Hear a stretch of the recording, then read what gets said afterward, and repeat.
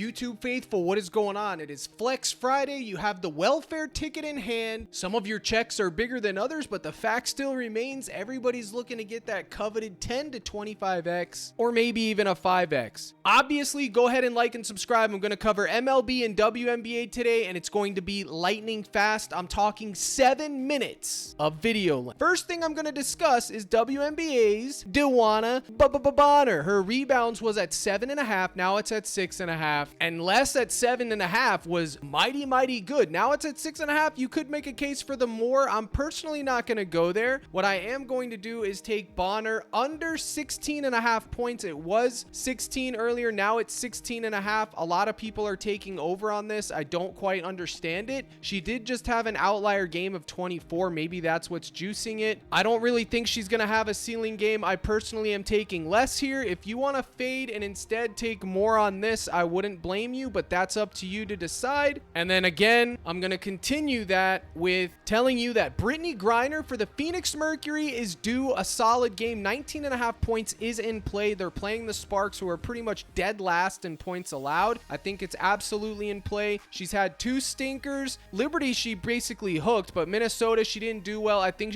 tonight could be a bounce back spot. Again, that's going to be up to you to decide. Copper's sitting there also in a bounce back spot, but her line is 20.5. You can get that on Sleeper. And then before I forget, real quick, with the WNBA yesterday, I gave these out in the cord, but I also talked about Caitlin Clark's RA on this YouTube channel. Cash it. I told y'all to wait on Angel Reese to get down to 11 rebounds, and then you could take more. Don't take it at 11.5. Take it at 11. She ended up pushing. And as you can see here, Clark did cash. And the third one that I gave out, Alyssa Thomas, under 7.5 assists, did hold. I don't have the slip up here. It's somewhere up here. But yesterday was a good day for a lot of people. Marks had his newborn, I believe. So he obviously had the good luck from the baby. Obviously, cash it. He cashed everything. The esports, everything. I think this was the 4-man I gave out. The smart of you converted it from a 6-man to a 4-man. That was smart. Good job. Gold Locks is cashing the soccer streets as usual. And yeah, yesterday was a decent day. I just wanted to go over that before I continued on with the video. Estrada, more hitter strikeouts and under 1.5 hits, runs, RBIs. Unfortunately, Wheeler sold yesterday. He had all the opportunity to get 6.5 strikeouts. He landed on 5. He had 4 after the first 2 innings and then just couldn't complete the 2 counts. Hey, it happens. It is what it is. But we move on. So the final WNBA play that I'm going to give out today is another. Remember, these are all gut calls. I could make reasons for you to take the other sides on all of them, but the last one I think is Dearica Hamby, less 16.5 points. Again, she's not someone that's going to put up a ton of points. Obviously, you could see here she just put up 20. Her ceiling is probably 25. Her floor is probably 10. It's going to be a sweat. This is probably going to be a popular over, to tell you the truth, but those are my thoughts on WNBA today. And since I'm trying to keep the video quick, I'm not going to go into a deep analytical dive, fellas and ladies. But another one that you could take would be Brianna Jones, more 26.5 fantasy score. She just had a mid game by her standards. This is a good bounce back spot. I don't hate that either. And then the same about Brittany Griner if you didn't want to take her points and just wanted to dabble with her fantasy. But again, I tend to lean towards the points, and that would be that. Now, if we go here on DG Fantasy real quick, my partner in crime, you can see Thomas Moore, 11.5 points, is crispy. It's probably going to get bumped. Diana Taurasi, Moore, 8.5 RA, is probably going to get bumped. Dewana Bonner, under 23.5 points, rebounds, is being juiced under, but I don't like that. Copper, 25.5 points, rebounds, is solid. Griner, under 7.5 rebounds. I don't think that's too good if you ask me personally. Dewana Bonner's rebounds are being heavily juiced under now. They were at 7.5. Now they're at minus 146 at 6.5. I have no idea what's going on over there, to tell you the truth. Just fade Bonner unless you want to take less on her points. Just fade the rebound situation because I don't really know what's going on here. And then you can see Hamby over here. Her line is 15.5 on other books, which was another reason why I took less at 16.5. Thomas over 28.5 PRA is actually interesting because maybe she plays a lot of minutes tonight. She didn't play a lot of minutes the other night, but as you can see, there's pretty much no consensus in WNBA and nothing really that stands out like a sore thumb that you'd be like, oh yeah, that's a slam dunk. Maybe Taurasi at 8.5 RA. I was on this last time they played and she actually didn't even come close. She had like 30 points and 0 assists assists and a few rebounds. If you want to go back there, you can. You're getting plus EV. Remember, we're looking for 54.5, so there's not much here. Now, if we transition over to MLB lightning fast, which I have a WNBA and MLB slip posted under captain slips in the Discord right now. And if you want to get in there, you want my projection sheets, access to the Discord, it's captaincrush.net gold package. You'll get all the plays, all the role member slips, which there's a ton of them out there for all the sports, soccer, esports, everything else. You get the 1 month, that'll take care of you. And then I will see you in the Discord and introduce yourself if you do get in the mix. But let's go back over to DG, and you can see here too, all the heavy hitters, like usual, their fantasy scores are being juiced under. However, I am going against the grain today and taking the popular play, unfortunately, Mr. Shohei Ohtani. Now, if you want to pivot off Ohtani, who's in an elite matchup, he shells Webb. Webb is throwing a sinker 40% of the time. As you can see here on Outlier Bet, you can see he's 37% of the time, let's just call it 40, he's throwing that sinker. Now, he's going to have scouting reports. He's going to know Ohtani's best pitches, so he's probably going to shy away from that. But look at here. Even the slider, Ohtani strikes out at it at a decent,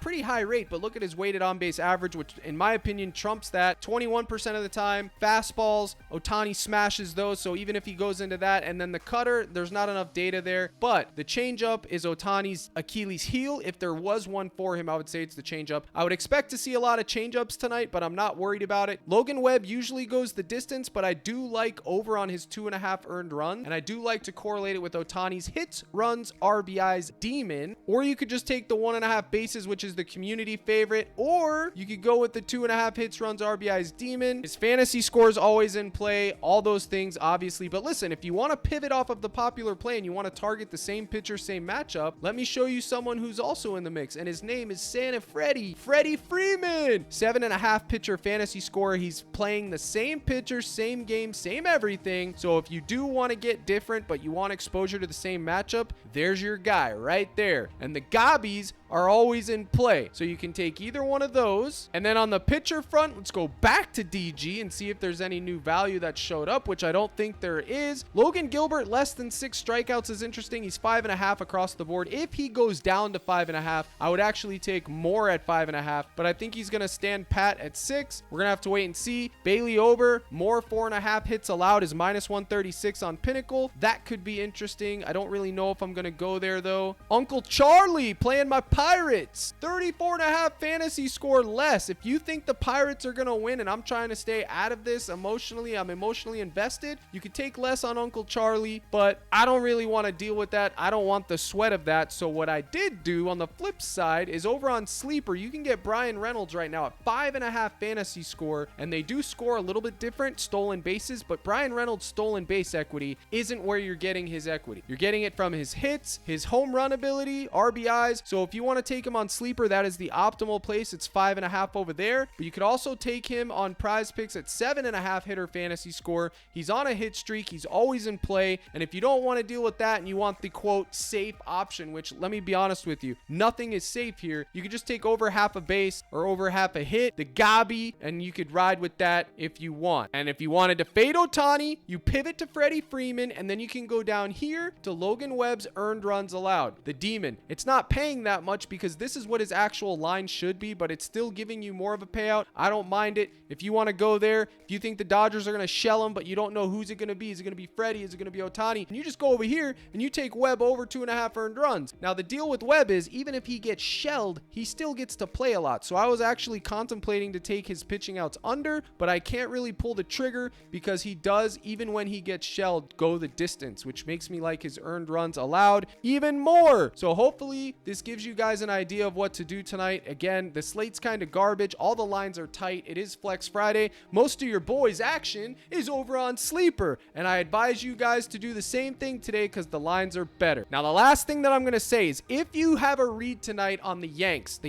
I had Jose Barrios yesterday over 2.5 runs. He hooked. The Yanks got embarrassed. They got pillaged. They got decimated and embarrassed. And if you think that tonight they bounce back, then you need to target the man, the myth, the legend, Aaron Judge, 1.5 bases. It's a popular play. The Yanks are in shambles. Their pitchers are obviously ruining it for them. Their offense is all they got. They need to get on the pitching front. They need to get that taken care of. But if you think that they're going to bounce back tonight, I would target their hitters, Soto, Judge, either or, and then you could take the Toronto pitchers to go under. Maybe their earned runs allowed. I don't even think it's on. Actually, yeah, here he is. Kikuchi. It's actually a demon. They had his 4.5 hits allowed up here earlier, which is what I ended up taking. Now they don't have it up here anymore. They just have his earned runs allowed. I think you could take a shot on that demon if you believe the Yanks are going to bounce back. So that's pretty much all I got to say for the YouTube today. I had a whole other video done way earlier and the file didn't get uploaded for whatever reason, and now I deleted it. So now I came back on here. I was like, it's Flex Friday. I got to give the people something. So here it is. I appreciate you tuning in. Good luck in all your contests. Cash that welfare ticket. Here's the salute. And as always, my brothers and sisters in Christ, let's crush.